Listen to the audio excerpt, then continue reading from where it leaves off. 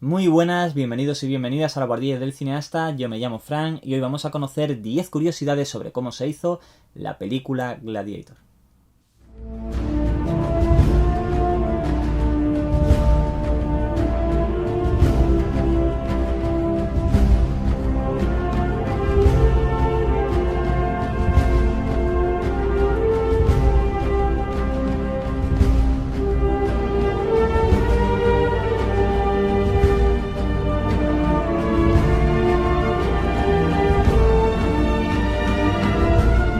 David Franzoni fue el primer guionista y uno de los productores de la película. Antes de escribir Gladiator ya había escrito el guión de Amistad de Steven Spielberg y después escribió, por ejemplo, el guión del Rey Arturo de 2004, entre otras.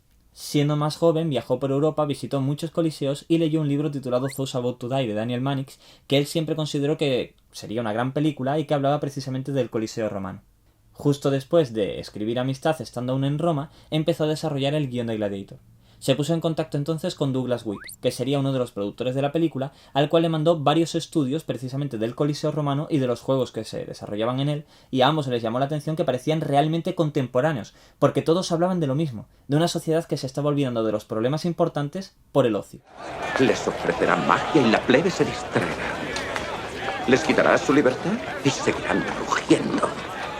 El corazón que late en Roma no es el mármol del Senado, es la arena del Coliseo.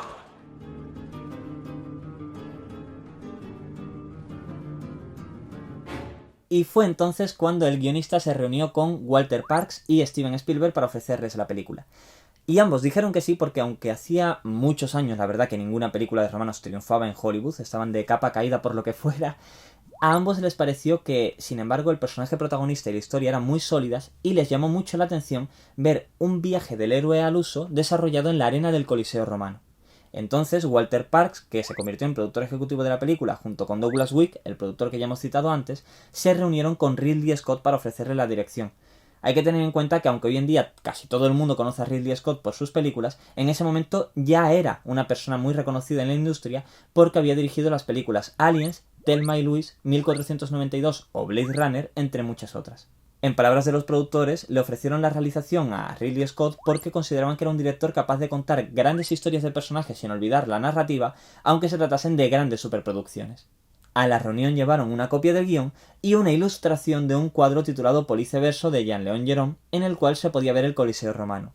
Y el director cuenta que quedó tan fascinado al ver ese segmento que solo pudo responder a la propuesta con dos sencillas palabras: podemos hacerlo.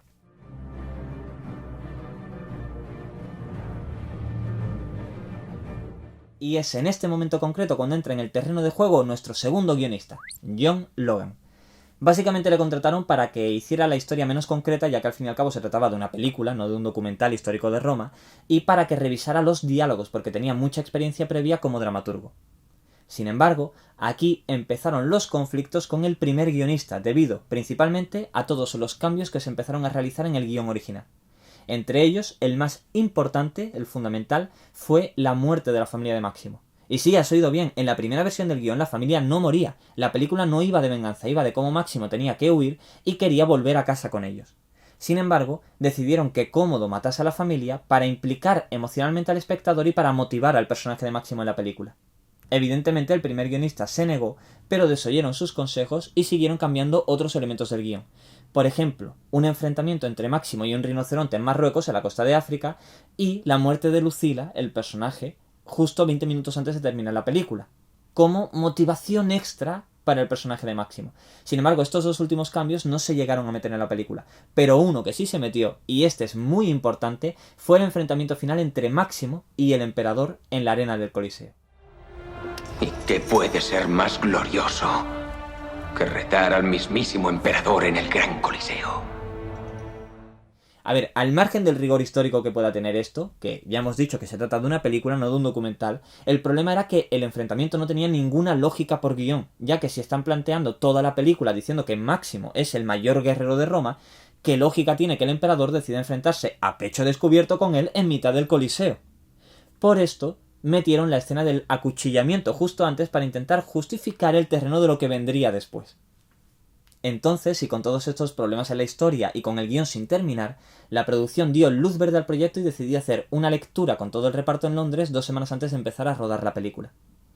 Como David Franzoni, el primer guionista, seguía siendo productor de la película, no se podían librar de él, y les dijo todo lo que pensaba sobre el guión.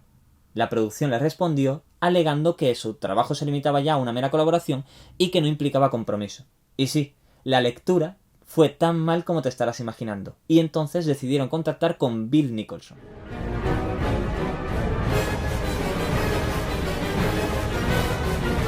Bill Nicholson fue el tercer y último guionista oficial de la película.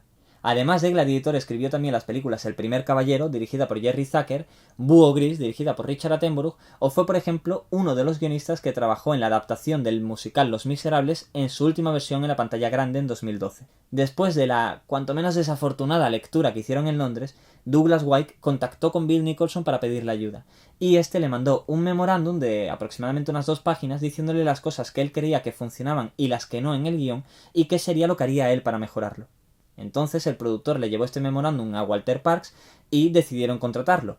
Primero para unas 2 semanas como revisor del guión en producción, aunque finalmente acabó quedándose las 15 semanas que duró el proyecto hasta el final. Dentro de todo el trabajo de Bill Nicholson como guionista tenía 2 funciones principales. La primera, hacer que los personajes resultasen más agradables. Y la segunda, resolver todos estos problemas que no terminaban de funcionar con la historia, sobre todo en la segunda parte del guión. My job was character and structure. El guionista aseguraba que la historia no terminaba de funcionar porque era básicamente una historia de venganza pura y dura. Un hombre quiere matar a otro hombre para vengar a su familia. Y curiosamente, para arreglar esto, lo primero que hizo fue volver a reunir a Máximo con su familia, que era justamente el motivo principal que había creado la disputa entre la primera y la segunda versión del guión. Para ello, como decidieron que Cómodo matase a la familia de Máximo, lo que hizo fue reunirlos en el Elíseo después de la muerte de Máximo. Reúnete con ellos.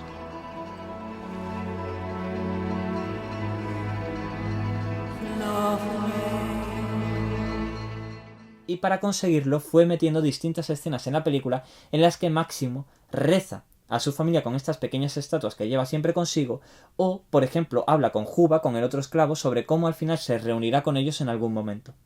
De esta manera, demuestra que aunque Máximo es uno de los mayores guerreros que existe en Roma, lucha por obligación y convierte su muerte en un momento más que agridulce, emotivo, ya que al final consigue lo que quería, que era reunirse de nuevo con ellos.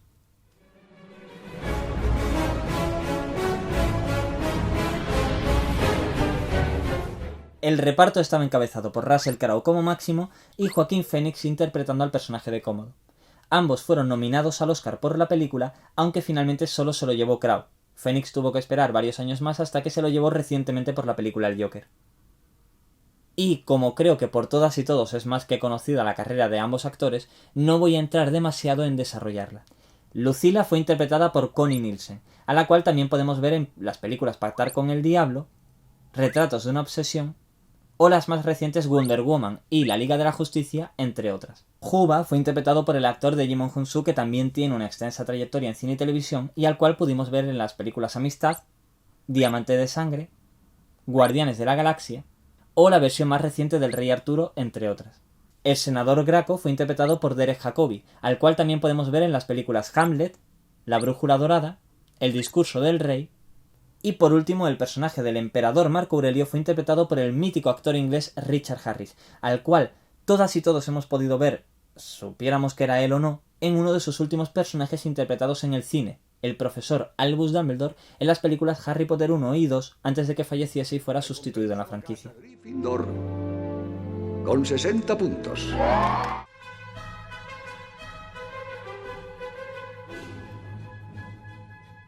Y no os preocupéis porque sé que me ha faltado un personaje fundamental por citar en el reparto. Próximo, que fue interpretado por el actor Oliver Reed, que llevaba actuando desde el 55 y que murió a los 61 años de un infarto durante una de las pausas del rodaje, a falta de solamente 3 semanas para completar la producción de la película. Curiosamente, en la primera versión del guión el personaje moría, pero entre los cambios que hicieron en la segunda versión decidieron que el personaje de Próximo sobreviviese y tuviera una trama fundamental al final de la película, ayudando a Máximo con la escapada y con la revolución de los esclavos. Y toda esta parte del final fue la que le faltó al actor por grabar antes de fallecer. Por lo tanto, el equipo tenía ahora dos posibilidades. La primera, cobrar el seguro por el fallecimiento del actor, contratar a un nuevo actor y volver a regrabar todo el material del personaje. O la segunda, que era modificar el final de la película para adaptarlo a la nueva situación y así poder salvar el material que ya tenían grabado con Oliver Reed. En honor a la carrera de Oliver Reed y al trabajo que desarrolló en la película, decidieron usar la segunda opción y utilizar trucos de montaje, efectos visuales y dobles de cuerpo para poder salvar el material y completar su participación en la película. Lo primero que hicieron fue cambiar de nuevo el guión para que ahora el personaje volviese a morir, igual que ocurría en la versión original. Y entre los trucos que usaron para poder salvar el resto del material, uno de los que me parece más brillantes ocurre en esta escena de aquí.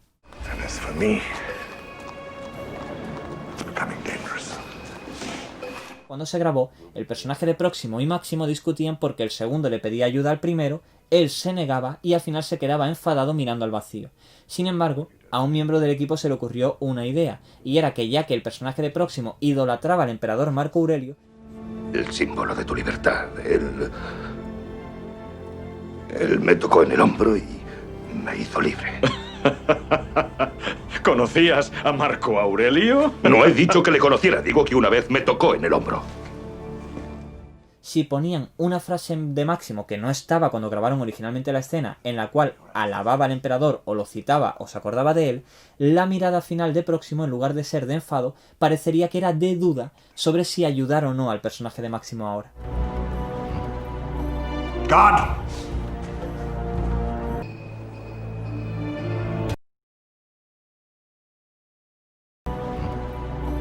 God.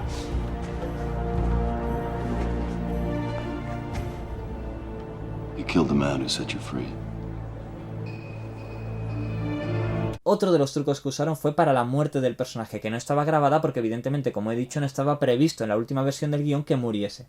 Para montar ese mítico último polvos y cenizas con ese primer plano del actor, lo que hicieron fue cogerlo de una toma que grabaron en esta escena de aquí en el Coliseo. Shadows and dust. Shadows and dust, Maximus. En una de las tomas en las que Próximo le grita a Máximo ese polvos y cenizas antes de que salga a pelear, el director decidió seguir grabando y nadie sabe por qué el actor Oliver Reed decidió repetir el polvos y ceniza susurrando y mirando al cielo. Dust, Maximus. Shadows and dust. Aprovecharon, por tanto, esta toma para montarla en la escena de la muerte de Próximo con un doble de cuerpo y así poder grabar la muerte del personaje.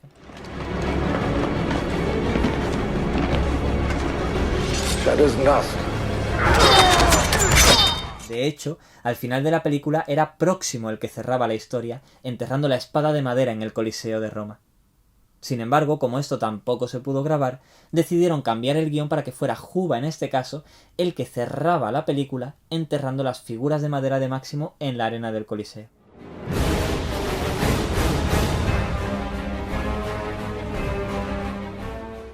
El rodaje tuvo lugar entre Inglaterra, Marruecos y Malta. Para todo el primer acto de la película, el director barajó varios bosques en Bratislava que eran perfectos pero que finalmente descartó porque no quería empezar la producción llevándose a todo el equipo a unos bosques aislados durante semanas.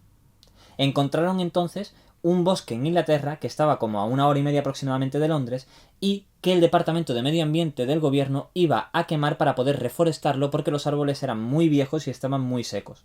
Después de pedir todos los permisos pertinentes, les permitieron rodar allí y talar algunos árboles para crear el campamento y toda la barricada de los romanos, y también quemar de hecho algunos árboles para la escena de la batalla.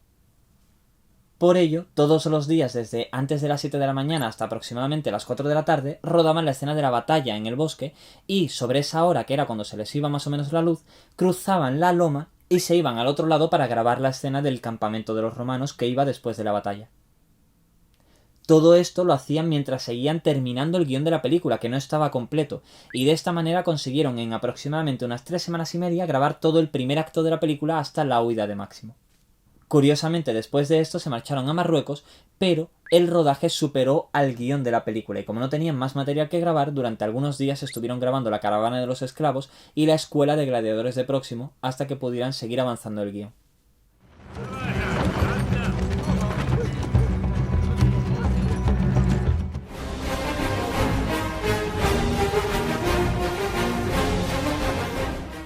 La localización principal, el Coliseo de Roma, fue reconstruido en Malta. O bueno, más bien fue reconstruida la pequeña parte, el pequeño trozo que tenían para grabar, más una pantalla verde para generar el resto por ordenador, de la cual tampoco podían abusar porque los efectos digitales son realmente caros. Por ello, el equipo tuvo que ingeniar muchos trucos en el rodaje para poder hacer parecer el espacio mucho más grande de lo que en realidad era. Por ejemplo, usando muchos tiros de cámara, o utilizando muchísimas piezas de utilería y atrecho que iban cambiando, o llevando a muchísima figuración y extras, que en algunas jornadas llegaban a superar entre las 3.000 y 5.000 personas en el rodaje. También utilizaron, por ejemplo, las luces y las sombras para generar más o menos profundidad y así poder hacer más amplio el espacio. Para esto, al director Ridley Scott y al director de fotografía John Mathieson se les ocurrió contratar a una empresa de ingeniería británica que les construyó un velarium enorme de 17 velas que colocaron encima del plató. Así podían controlar dichas luces y sombras y poder generar esta profundidad ellos. Este velarium de hecho imitaba el velarium real que se colocaba en el Coliseo romano durante el verano para cubrirlo del sol. También tenían que tener especial cuidado en las escenas de las batallas, de las peleas, ya que el espacio en el set era limitado, como digo, y podía haber accidentes. Por ejemplo, en esta escena de los carros y los caballos, aunque evidentemente en la película parece que van a toda velocidad, en el rodaje no era así ni mucho menos, ya que de hacerlo de esa manera, los caballos no tenían espacio para frenar y los carros no podían girar.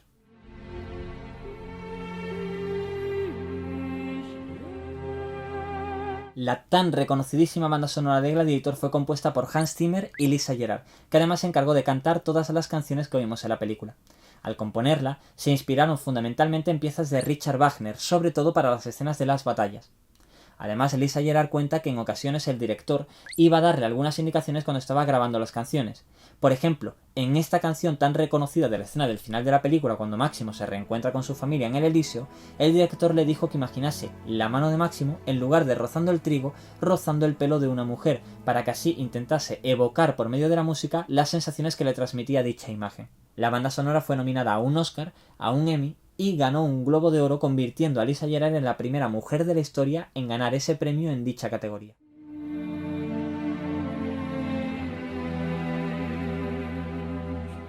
La película costó $103 millones y recaudó casi 458.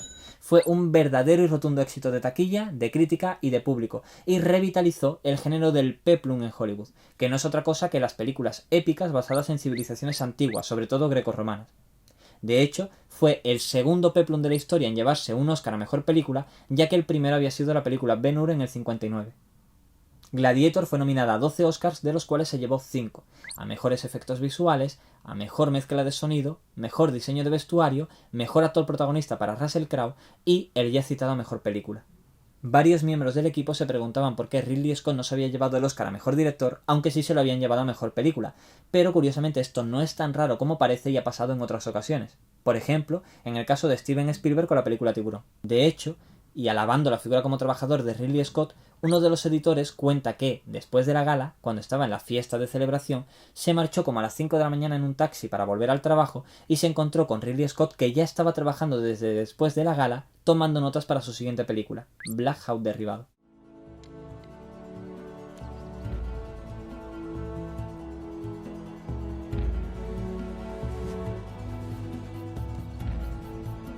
Ahora somos libres.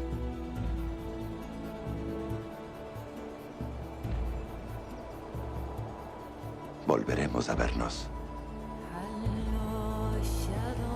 Pero aún no. Aún no.